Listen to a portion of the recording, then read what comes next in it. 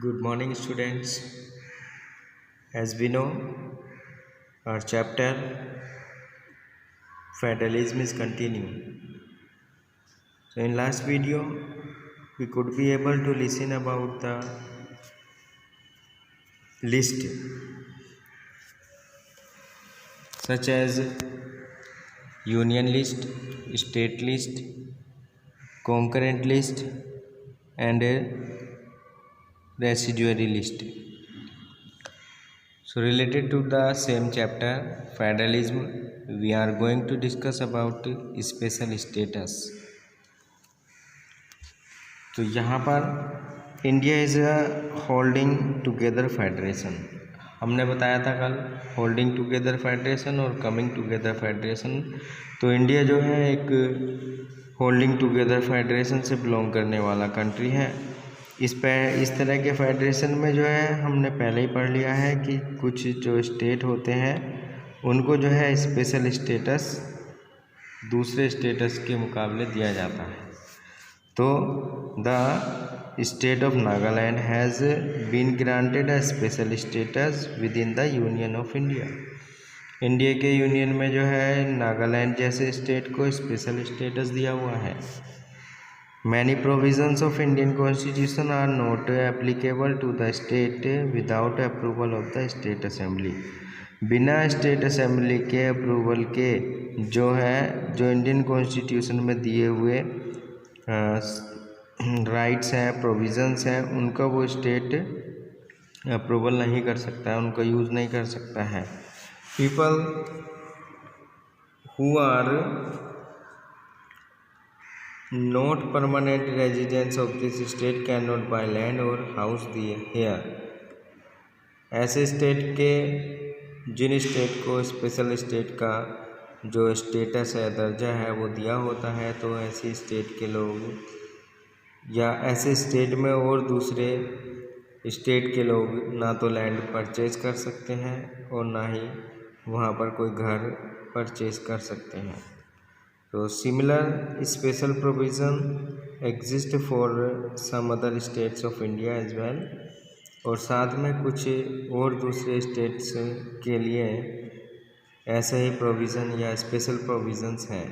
अब बात आती है यूनियन टेरिटरीज़। यूनियन टेरिटरीज़ वो स्टेट हैं जिन पर सेंट्रल गवर्नमेंट का अधिकार होता है। So these are some unit of Indian Union which enjoy very little power। इनके पास में बहुत ही कम शक्तियाँ होती हैं, बाकी की जो शक्तियाँ होती हैं वो सेंट्रल गवर्नमेंट पर होती हैं। So these are areas which are too small to become an independent state। ये एरिया वो एरिया होते हैं जो अपने आप में इंडिपेंडेंट स्टेट नहीं हो सकते हैं या उनका एरिया बहुत ज़्यादा स्मॉल होता है, but which could not be emerge without any of the existing states. लेकिन बिना एग्जिस्टिंग स्टेट के वो जो है मर्ज भी नहीं किए जा सकते हैं। आगे बताया है द एरियाज लाइक चंडीगढ़ जैसे एरिया, लक्षद्वीप और the capital state of Delhi, capital city of Delhi are called union territory. और these territories do not have the powers of the state. इनकी जो है अपनी पावर स्टेट के रूप में नहीं है। सेंट्रल गवर्नमेंट जो है उसमें इन एरिया को चलाने के लिए स्पेशल पावर रखती है। यहाँ पर कुछ और इम्पोर्टेंट दिया हुआ है लाइक नागालैंड की तरह पहले जम्मू कश्मीर भी था, एक स्पेशल स्टेटस वाला था। और अब यहाँ पर बात है अगस्त 2019 में आर्टिकल 370 जो था इंडियन कॉन्स्टिट्यूशन का was abrogated and Jammu Kashmir Registration Act 2019 notified as number 34 of 2019 was passed by the two houses of the Union Parliament।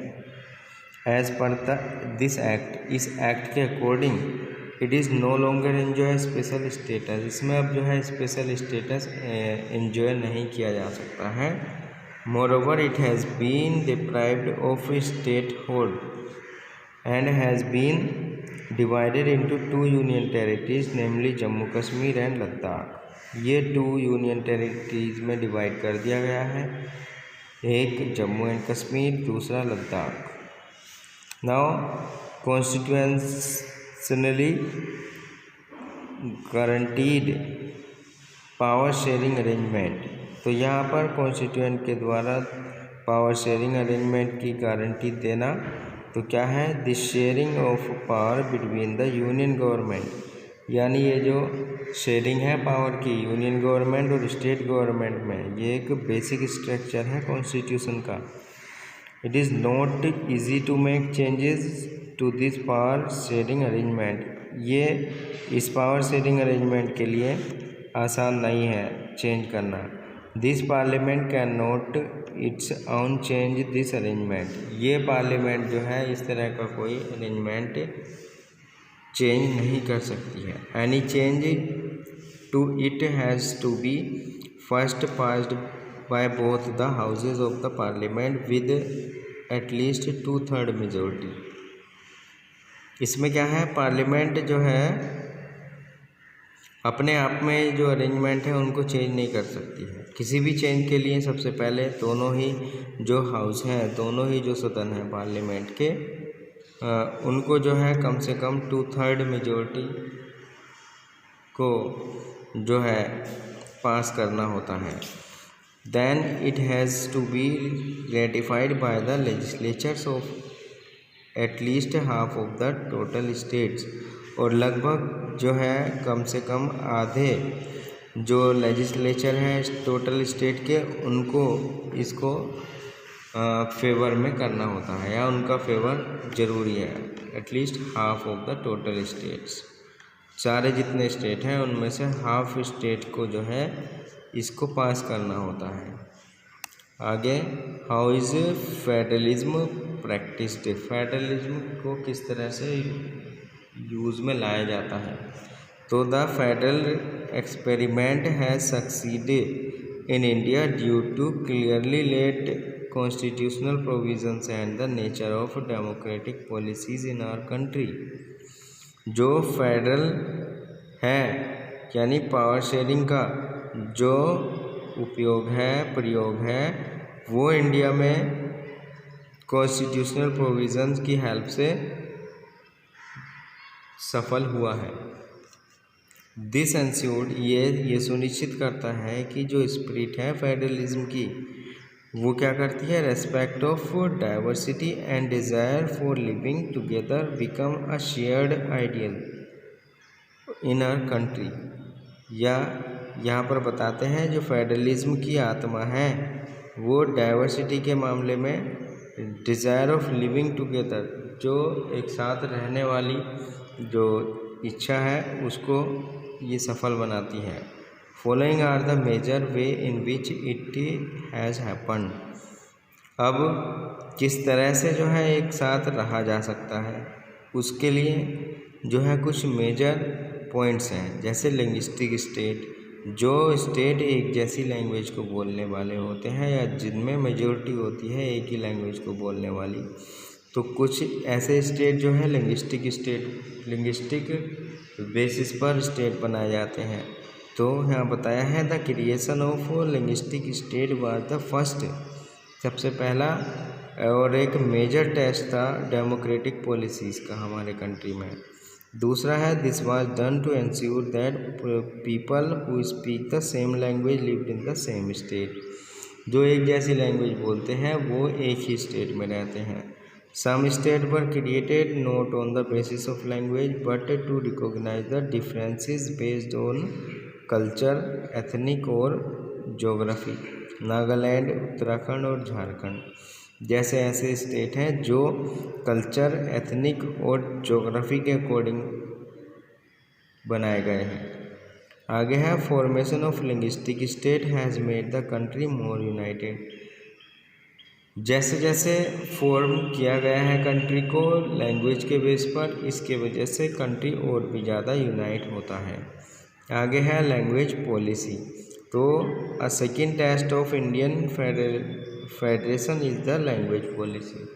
India के फेडरेशन का जो दूसरा स्टेप है वो है या टेस्ट है वो लैंग्वेज पॉलिसी है। हमारा कॉन्स्टिट्यूशन में क्या होता है, did not give the status of national language to anyone. हमारे इंडिया में किसी लैंग्वेज को स्टेटस नहीं दिया है नेशनल लैंग्वेज का, लेकिन Hindi was identified as the official language. Hindi को जो है ऑफिशियल लैंग्वेज के रूप में माना गया है। Hindi is mother tongue of only 40% of Indian. Hindi जो है केवल 40% इंडियन की मदर टंग है। और therefore there were many safeguards to protect other language. और भी बहुत सारे सुरक्षात्मक कवच हैं जो दूसरी लैंग्वेज को सेव करने वाले हैं। हिंदी के अलावा there are 21 other languages recognise as scheduled languages by constitution. Constitution के द्वारा अनुसूची में 21 और दूसरी लैंग्वेज भी हैं according to the constitution. Constitution के according use of English for official purpose was started in 1965। यानी कह सकते हैं कॉन्स्टिट्यूशन के अकॉर्डिंग इंग्लिश का यूज़ ऑफिशियल पर्पस के लिए 1961 में शुरू हुआ था। Hindi was not imposed on non Hindi areas for most of the period after the independence. Independence के बाद अधिकतर समय तक हिंदी जो थी, नॉन हिंदी एरिया जो थे वो इंडिपेंडेंट थे। Even when promotion in Hindi is the official policy of government of India. India की गवर्नमेंट की ऑफिशियल पॉलिसी थी हिंदी को प्रमोशन करना। आगे बात आती है सेंट्रल रिलेशंस। तो सेंटर स्टेट रिलेशन के बारे में अगर हम बात करते हैं, एक लंबे समय से जो है same party rule both the centre and in most of the state. एक ही पार्टी ने जो है शासन किया है सेंटर में भी और स्टेट में भी। When the ruling party at the state level was different. जब एक रूलिंग पार्टी स्टेट लेवल पर डिफरेंट पार्टी थी, that ruled at the centre tried to undermine the power of the state. उसने जो है स्टेट की पावर को undermine किया। So this undermine the spirit of federalism. Undermine मतलब इसको माना, और ये जो मानना था उसका सेंट्रल गवर्नमेंट का स्टेट गवर्नमेंट के पावर को मानना ही फेडरलिज्म की आत्मा था। 1919 में many regional parties emerge in many state of the country. Country के कई स्टेट में जो है कई रीजनल पार्टी सामने आई। This was also the period of coalition government. ये कोalition गवर्नमेंट का भी समय था। कोalition गवर्नमेंट का मतलब होता है गठबंधन की सरकार। Since no single party got a clear majority in the Lok Sabha. जैसे एक बार या कभी जब लोकसभा में एक क्लियर मेजोरिटी किसी सिंगल पार्टी ने गेन नहीं की, तो जो मेजर नेशनल पार्टीज थी had to enter into an alliance. उसको जो था समझौता दूसरी पार्टी के साथ गठबंधन करना पड़ता था with many parties including several regional party. यानी कई पार्टी के साथ, जिसमें कई रीजनल पार्टी भी हो सकती हैं और उसकी हेल्प से ही वो सेंटर में गवर्नमेंट बना सकती। This led a new culture of power sharing and respect for state autonomy. इससे क्या हुआ, एक नया कल्चर जो है पावर शेयरिंग का वो सामने आया। आगे the supreme court by a judgement. एक जजमेंट के थ्रू सुप्रीम कोर्ट क्या है, इससे क्या होता है, ये जो है सेंट्रल गवर्नमेंट को डिफ़िकल्टी में डाल देता है to dismiss state government in N